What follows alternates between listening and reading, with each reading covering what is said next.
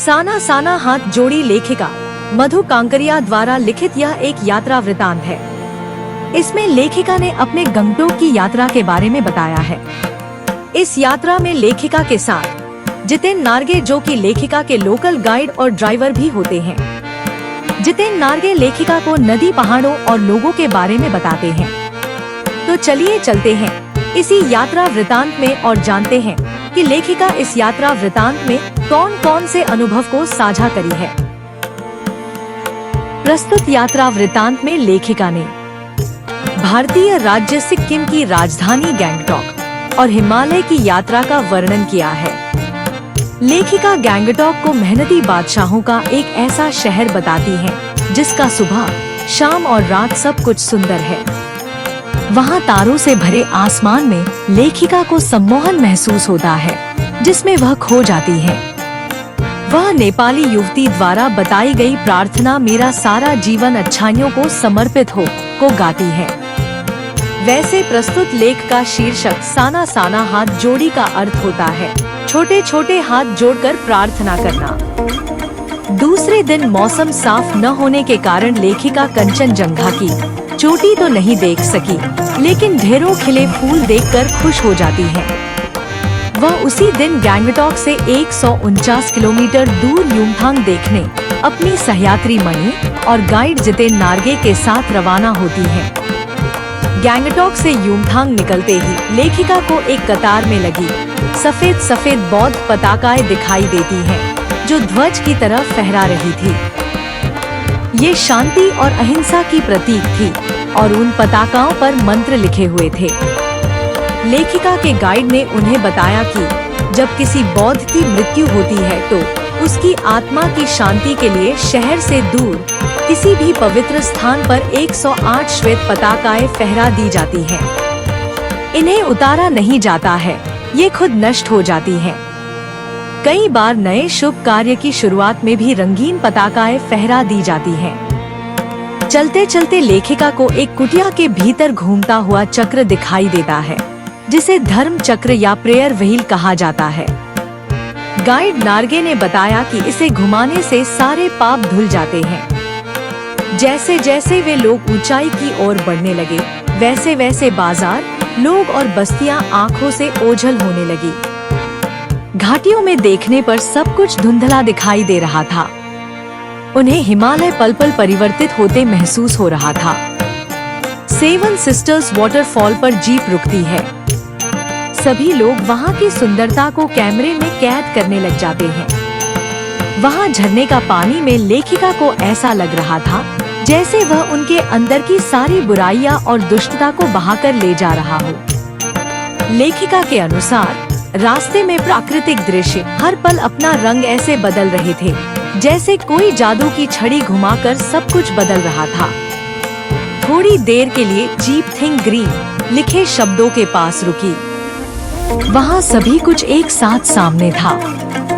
लगातार बहते झरने थे, नीचे पूरे वेग से बह रही तिस्ता नदी थी, सामने धुंध थी, ऊपर आसमान में बादल थे और मंद मंद हवा चल रही थी, जो आसपास के वातावरण में खिले फूलों की हंसी चारों तरफ बिखेर रही थी। कुछ औरतों की पीठ पर बंधी टोकरियों में बच्चे थे। इतने सुंदर वातावरण में भूख, गरीबी और मौत के निर्मम दृश्य ने लेखिका को सहमा दिया। एक कर्मचारी ने बताया कि ये औरतें पहाड़ी रास्ते को चौड़ा बना रही हैं। कई बार काम करते समय किसी न किसी व्यक्ति की मौत हो जाती है, क्योंकि जब पहाड़ों को डायनामाइट से उड़ाया जाता है तो उनके टुकड़े इधर उधर गिरते हैं। यदि उस समय सावधानी न बरती जाए तो जानलेवा हादसा भी हो जाता है। तभी लेखिका को महसूस हुआ कि सभी जगह आम जीवन की कहानी एक सी है। कुछ दूर चलने पर पहाड़ी स्कूली बच्चों से लेखिका की मुलाकात होती है। गाइड जितेन बताता है कि ये बच्चे 3 से 3.5 किलोमीटर की पहाड़ी चढ़कर स्कूल जाते हैं।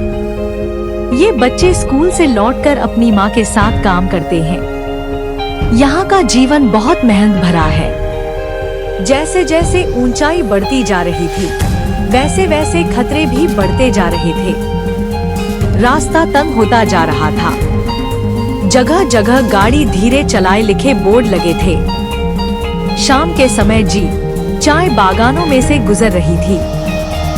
बागानों में कुछ युवतियां सिक्किम के परंपरागत परिधान पहने चाय की पत्तियां तोड़ रही थी। युमथांग पहुंचने से पहले वे लोग लायुंग रुके।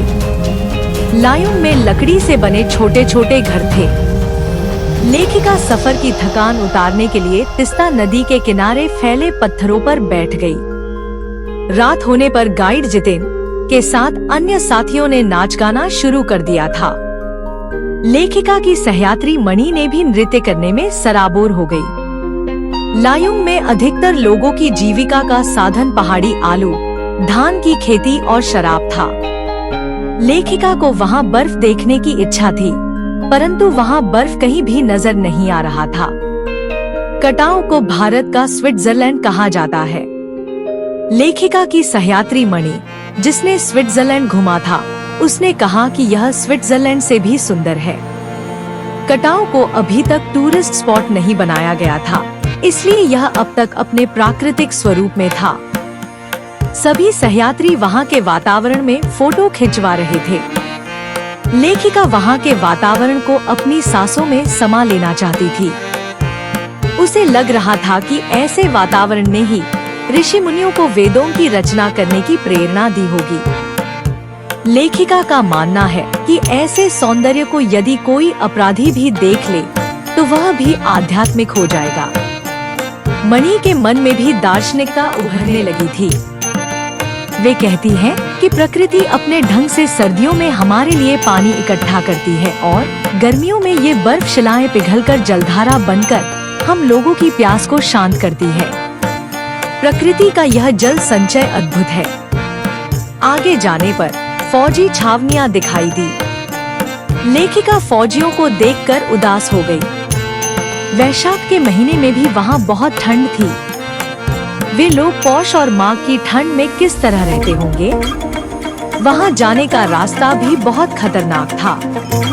कटाव से युमथांग की ओर जाते हुए प्रियुता और रोडोडेंड्रो ने फूलों की घाटी को भी देखा। युमथांग कटाव जैसा सुंदर नहीं था। जितेन ने रास्ते में बताया कि यहाँ पर बंदर का मांस भी खाया जाता है। बंदर का मांस खाने से कैंसर नहीं होता। युमथांग वापस आकर उन लोगों को वहाँ सब फीका फीका लग रहा था। पहले सिक्किम स्वतंत्र राज्य था, अब वह भारत का एक हिस्सा बन गया है। मणि ने बताया कि पहाड़ी कुत्ते केवल चांदनी रातों में भौंकते हैं। यह सुनकर लेखिका हैरान रह गई। उसे लगा कि पहाड़ी कुत्तों पर भी ज्वार भाटे की तरह पूर्णिमा की चांदनी का प्रभाव पड़ता है। गुरु नानक जी के पदचिह्नों वाला एक ऐसा पत्थर दिखाया जहां कभी उनकी थाली से चावल छिटक कर बाहर गिर गए थे। खेदुंग नाम का 1 किलोमीटर का ऐसा क्षेत्र भी दिखाया जहां देवी देवताओं का निवास माना जाता है। नार्गे ने पहाड़ियों के पहाड़ों, नदियों, झरनों और वादियों के प्रति पूज्य भाव की भी जानकारी दी। भारतीय आर्मी कप्तान शेखर दत्ता के सुझाव पर गैंगटॉक के पर्यटक स्थल बनने और नए रास्तों के साथ नए स्थानों को खोजने के प्रयासों के बारे में भी बताया। अगर आपको वीडियो अर्थात कहानी को सुनने में फील आई हो तो वीडियो को लाइक और चैनल को सब्सक्राइब करें। मिलते हैं अगले वीडियो में किसी अगले कहानी के साथ।